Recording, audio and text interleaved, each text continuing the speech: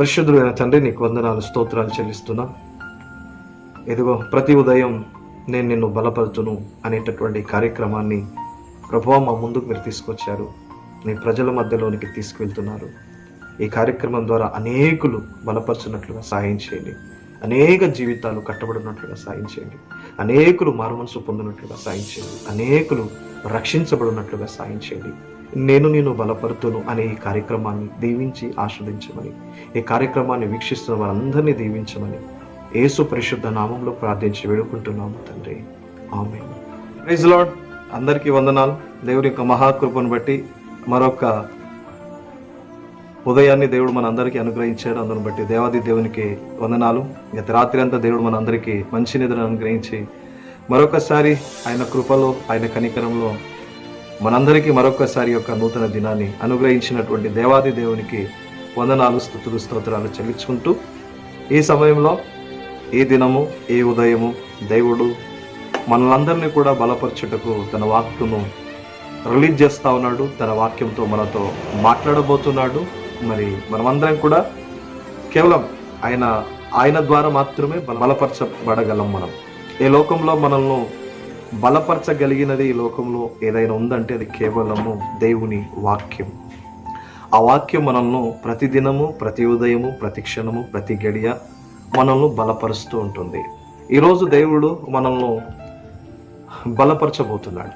మనము బలపరచబడాలంటే, మనం శక్తిని పొందాలంటే, మనం శక్తిమంతులుగా ఈ లోకంలో ఉండాలంటే మనం ఏం చేయగలగాలి అని ఆలోచన చేసినట్లయితే అపోస్తుల కార్యం 1వ అధ్యాయం 8వ వచనంలో దేవుని వాక్యం ఏ రీతిగా సెలవిస్తూ ఉన్నది ఒకసారి గమనిద్దాం. అయినను పరిశుద్ధాత్మ మీ మీదికి వచ్చినప్పుడు మీరు శక్తి నొందెదరు గనుక మీరు యెరూషలేములోను యూదయ సమరయ దేశముల ఎందంతటను బోధిగంతముల వరకు నాకు సాక్షులై ఉందురని వారితో చెప్పాను. దేవునికి స్తోత్రం. ఒక చేపలు పట్టేటటువంటి వారు, చేపలు పట్టడం కూడా చేతగానటువంటి వారు, ఒక చదువు లేనటువంటి వారు, బలహీనులైనటువంటి వారితో దేవుని వాక్యం, దేవుడు ప్రభు సెలవిస్తూ ఉన్నారు. మీరు బోధిగంతముల వరకు మీరు నాకు సాక్షులై ఉంటారు. ఎప్పుడు మీరు బలపరచబడినప్పుడు, ఎప్పుడు మీరు శక్తి పొందినప్పుడు. ఈ శక్తి ఎలా వస్తుంది, ఈ బలం ఎలా ఉంటుంది, ఎలా బలపరచబడతాము అని ఒకవేళ దేవుని వాక్యాన్ని మనం గమనించినట్లయితే దేవుని వాక్యం సెలవిస్తుంది, పరిశుద్ధాత్మ మీ మీదికి వచ్చినప్పుడు, పరిశుద్ధాత్మ శక్తిని మీరు పొందినప్పుడు. ఈరోజు దేవుని బిడ్డలారా, మీరు బలహీనతలతో ఉన్నారా, వ్యాధులతో ఉన్నారా, సమస్యలతో ఉన్నారా, ఆయా కష్టాలతో ఉన్నారా, అప్పులతో ఉన్నారా, మీరు ఏ పరిస్థితిలో ఉన్నా, మీరు ఏ కష్టంలో ఉన్నా, ఏ ఇబ్బందులో ఉన్నా, ఏ ఇరుక్కులు మిమ్మల్ని ఆయాసపరిచినా, మీరు ఏ స్థితిలో, ఏ బలహీనమైన పరిస్థితిలో ఉన్నా, ఆ బలహీనమైన పరిస్థితిలో నుంచి విడిపించుటకు దేవుడు మీరు శక్తివంతులుగా, బలవంతులుగా ఉండాలని దేవుడు ఇష్టపడుతున్నారు. ఆ బలవంతులుగా మీరు ఉండాలంటే, శక్తివంతులుగా మీరు ఉండాలంటే మీరు శక్తిని పొందగలగాలి. ఆ శక్తి ఎలా వస్తుంది, ఆ బలం ఎలా వస్తుంది అని ఒకవేళ వాక్యాన్ని గమనించినట్లయితే అపోస్తుల కార్యం 1వ అధ్యాయం 8వ వచనంలో బలహీనులైనటువంటి వారు, ఖచ్చితంగా చెప్పగలము 12 మంది శిష్యులు ఆ రోజు చాలా బలహీనమైన స్థితిలో ఉన్నారు. కనీసం యేసుక్రీస్తు ప్రభుకు గెత్సెమనే తోటలో ఆయన కొరకు కనీస ప్రార్థన చేయలేకపోయారు. అంటే వారు ఎంత బలహీనులో ఒకసారి ఆలోచన చేయాలి. బలహీనులైనటువంటి వారిని దేవుడు బలపరచుటకు దేవుడు ఏమంటున్నాడు తెలుసా, మీరు పరిశుద్ధాత్మను పొందాలి. ఆ పరిశుద్ధాత్మ దేవుడు మీ మీదికి ఎప్పుడైతే వస్తారో అప్పుడు మీరు శక్తిమంతులు అవుతారు. బూది గంతముల వరకు, భూమి ఎక్కడి వరకు అయితే ఉందో అక్కడి వరకు మీరు నాకు సాక్షులుగా ఉంటారు అని అన్నారు. చూడండి, ఎంత బలహీనులైనటువంటి వారిని దేవుడు బలపరచడానికి ఇష్టపడుతున్నాడు. ఈరోజు నీ సమస్య ఎంతదైనా కావచ్చు, నీ ఎంత బలహీనుడైనా కావచ్చు, నువ్వు ఏ పాపంలోనైనా ఉండవచ్చు, ఏ సమస్య చేతనైనా నువ్వు ఇబ్బంది పడుతున్నటువంటి వ్యక్తిగా ఉండవచ్చు. ఏ స్థితిలో ఉన్నా ఆ స్థితిలో నుంచి దేవుడు ఈరోజు నేను బలవంతుడిగా చూడాలని ఇష్టపడుతున్నాడు. నేను బలవంతుడిగా మార్చాలనుకుంటున్నాడు.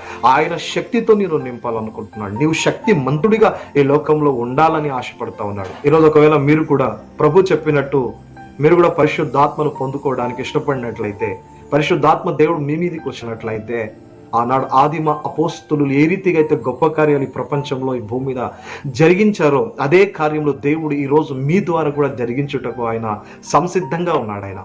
అయితే ఈరోజు ప్రభు మీతో అంటున్నాడు, మీరు కూడా పరిశుద్ధాత్మను పొందుకోవాలి, మీరు కూడా పరిశుద్ధాత్మ చేత నింపబడాలి. పరిశుద్ధాత్మ చేత ఎప్పుడైతే ఒక వ్యక్తి నింపబడతాడో అతడు అనేకమైనటువంటి గొప్ప కార్యాలు, బలమైనటువంటి కార్యాలు ఈ లోకంలో జరిగించడానికి అవకాశం ఉంటుంది.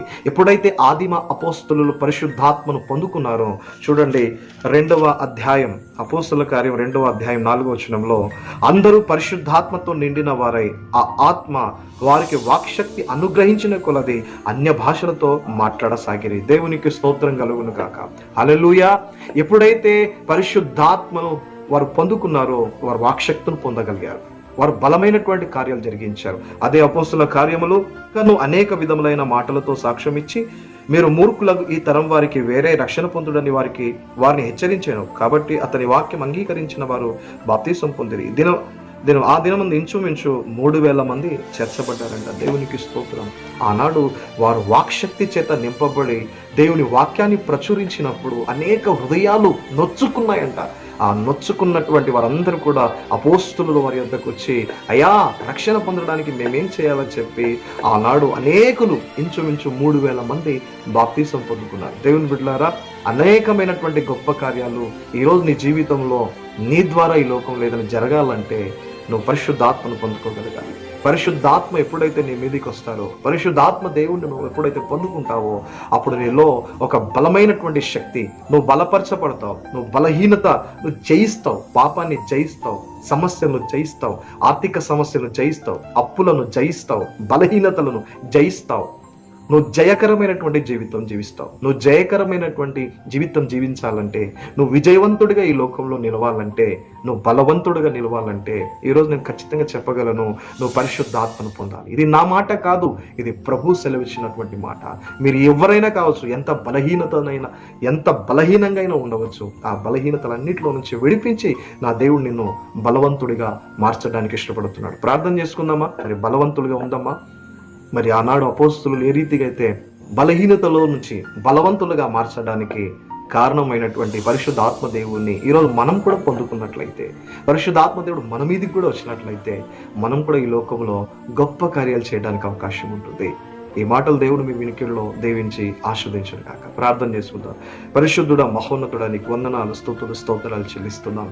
అయ్యా, ఆనాడు నాయన అల్పులైనటువంటి వ్యక్తులను, అపోస్తలులను మీరు బలవంతులుగా మార్చారు తండ్రి. కేవలం మీరు శక్తి పొందాలంటే, మీరు బలవంతులుగా ఉండాలంటే పరిశుద్ధాత్మ మీ మీదికి రావాలి.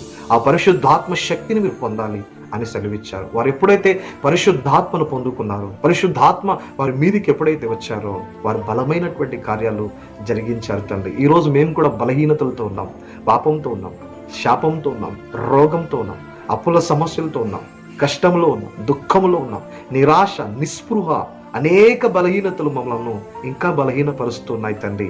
ఈరోజు నీ వాక్యం చేత మమ్మల్ని బలపరచండి, మమ్మల్ని బలవంతులుగా మార్చండి. నీ పరిశుద్ధాత్మను పొందుకునే కృపను మాకు అనుగ్రహించండి. అట్టి కృప, అట్టి కనికరం ఈ వాక్యం వీక్షిస్తున్న ప్రతి వారికి అనుగ్రహించి మీరే వారి ద్వారా, మా ద్వారా సమస్త మహిమ, ఘనత, ప్రభావములు పొందుకోగలరని ఇదిగో మీ కుమారుడు మా ప్రభువైన యేసుక్రీస్తు పరిశుద్ధ నామంలో ప్రార్థించి వేడుకుంటున్నాము తండ్రి. ఆమేన్.